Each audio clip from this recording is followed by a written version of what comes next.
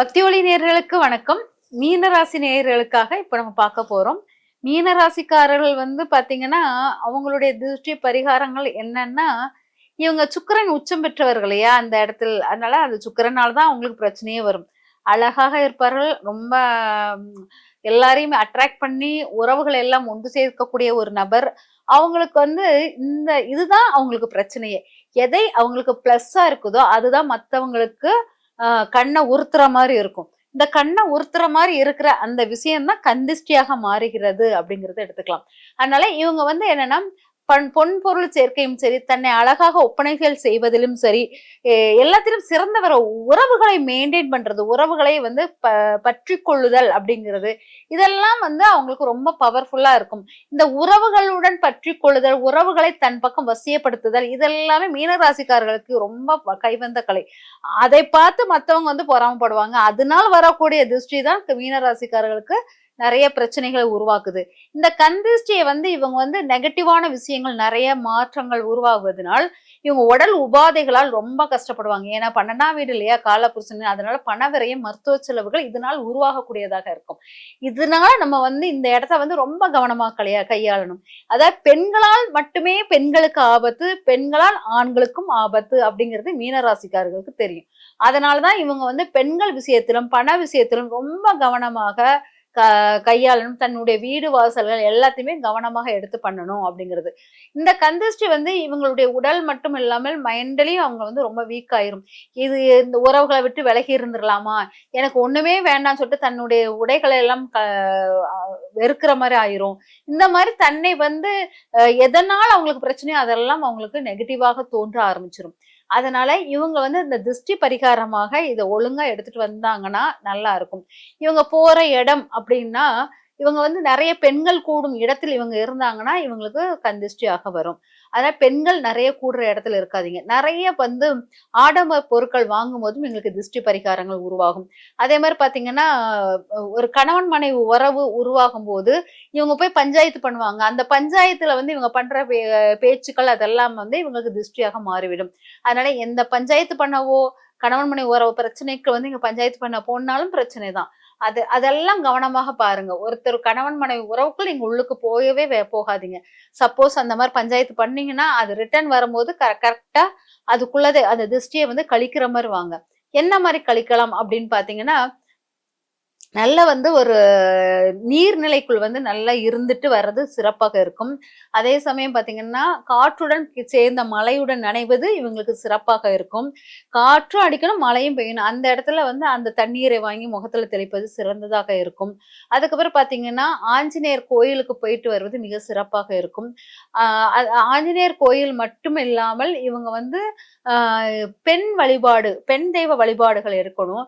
எப்படின்னா, சுமங்கலியான பெண்களை வழிபாடு பண்ணுவது ரொம்ப சிறப்பாக இருக்கும். அதனால வீட்டுல அடிக்கடி சுமங்கலி பூஜை பண்ணுவது சிறப்பாக இருக்கும் அப்படிங்கிறத எடுத்துக்கோங்க. அதுக்கப்புறம் சோழி வைத்து பூஜை பண்ணுதல், சோழி வைத்து பூஜை பண்ணுதல், சோழியை வைத்து சுத்திகரித்து பண்ணுதல். தன்னைத்தானே சோழியை வைத்து சுத்திகரிக்கணும். அந்த சுத்திகரிச்ச அந்த சோழியை ஒரு பால்ல கொஞ்ச நேரம் போட்டு வச்சுட்டு, அதுக்கப்புறம் அதை கழுவி திரும்பி பீரோக்குள்ள வச்சுக்கலாம். இந்த மாதிரி சோழியை வைத்து சுத்திகரிக்குதல் உங்களுக்கு ரொம்ப நல்ல பலனை கொடுக்கும் அப்படிங்கிறத எடுத்துக்கலாம். அதனால உங்களுக்கு 4 சோழி எடுத்துக்கோங்க. 4 சோழி எடுத்துட்டு உச்சந்தலையில இருந்து கால் வரைக்கும், பாதம் வரைக்கும் நல்லா சுத்தி எடுத்துட்டு, அதை பாலுக்குள்ள போட்டு கொஞ்ச நேரம் வச்சுட்டு, அதுக்கு அந்த பாலை தூர கொட்டிட்டு, அந்த சோழியை நல்லா பன்னீர் எல்லாத்துலயும் கழுவி திரும்ப பீரோக்குள்ள வச்சுக்கோங்க. இந்த மாதிரி சோழியை வைத்து சுத்திகரிப்பல் உங்களுக்கு ரொம்ப சிறந்த மாற்றத்தை கொடுக்கும். திருஷ்டி விலகிறதுக்கு வாய்ப்புகள் இருக்குது அப்படிங்கிறது. நீங்க கையில் எடுத்துக்கொண்டு போகக்கூடிய பொருள் என்னன்னா கோமதி சக்கரம். இந்த கோமதி சக்கரத்தை எப்போதும் உங்க கையில வச்சுக்கிட்டே இருங்க. யார்கிட்ட என்ன பேசணும், பஞ்சாயத்து பண்ண போறீங்களா, கணவன் மனைவி பிரச்சனையா, அது எல்லாமே. அப்புறம் ஒரு பிசினஸ்ல யார்கிட்டயாச்சும் டீலிங் பேசுறீங்களா, அதனால் உள்ள உங்களுடைய பேச்சுவார்த்தைகளுக்குள்ளால் ஏற்படக்கூடிய மனவேதனைகள் அது உங்களுக்கு திருஷ்டியாக இருக்கும். அதனால கோமதி சக்கரத்தை எடுத்துட்டு போவது, கையில் எடுத்துட்டு போவது சிறப்பாக இருக்கும். அந்த கோமதி சக்கரத்தை வச்சுட்டு நீங்க எது பேசினாலும் உங்களுக்கு எல்லாமே நல்ல மாற்றங்களை கொடுக்கக்கூடியதாக இருக்கும். நீங்க வழிபட வேண்டிய தெய்வம் மதுரை மீனாட்சி அம்மன் மட்டும் அல்லாமல் மகாலட்சுமி பூஜை, வரலட்சுமி விரதம், இது ரெண்டும் ரொம்ப பவர்ஃபுல்லான விரதங்கள். இந்த மகாலட்சுமி பூஜையும் வரலட்சுமி விரதமும் உங்களுக்கு சிறந்த முறையில் இருக்கும். மகாலட்சுமி பூஜை வந்து ஒவ்வொரு வெள்ளிக்கிழமை இரவு 8 to 9 நீங்க அந்த பூஜையை வந்து எடுத்து பண்ணணும். இந்த பூஜையில் வந்து உங்கள் தலையில் மல்லிகைப்பூவும் அலங்கார தோற்றத்துடன் நீங்க காட்சி அளித்தால் தான் அந்த மகாலட்சுமி பூஜை உங்களுக்கு ரொம்ப பெனிஃபிட்டா இருக்கும். அதனால பூக்களுடன் கூடிய பூக்களுடன் நல்ல சேலை கட்டி சூப்பரா மகாலட்சுமி பூஜை வெள்ளிக்கிழமை 8 to 9க்கு பண்ணிக்கிட்டே இருக்க உங்களுடைய திருஷ்டி பரிகாரங்கள் வெளியே ஓடுறதுக்கு வாய்ப்புகள் இருக்கு.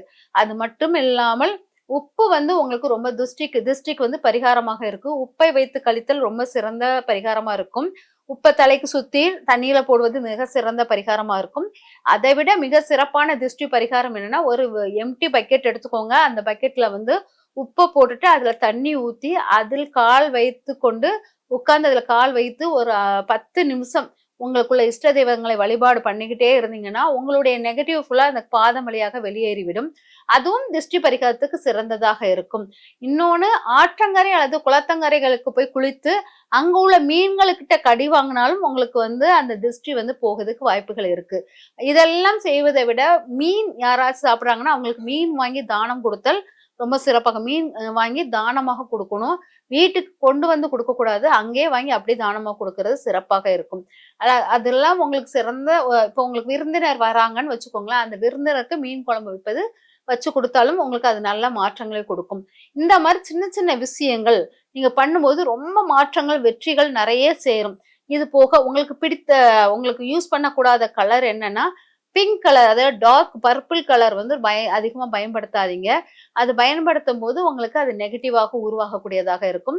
அது வந்து உங்களுக்கு நிறைய ஸ்ட்ரெஸ்ஸா கொடுக்கும். அதாவது பணம் சார்ந்த விஷயத்தை ரொம்ப யோசிக்க வச்சுக்கிட்டே இருக்கும் அப்படிங்கிறது. அதுக்கப்புறம் பாத்தீங்கன்னா துளசி தீர்த்தத்தை அடிக்கடி குடிச்சுக்கிட்டே இருந்தீங்கன்னா பிளஸ்ட் ஆகும். நல்ல பிளெஸ்ஸிங்ஸா இருக்கிற மாதிரி இருக்கும். கீரை வகைகளை உணவுகளை சேர்ப்பது சிறப்பாக இருக்கும். அதான் கீரைகளை நிறைய சேருங்க. அது உங்களுக்கு நிறைய வெற்றிகளை கொண்டு கொடுக்கிற மாதிரி இருக்கும் அப்படிங்கிறத எடுத்துக்கோங்க. நீங்க வழிபாடு பண்ண வேண்டிய தெய்வம் அப்படின்னா கிருஷ்ணர் தான்.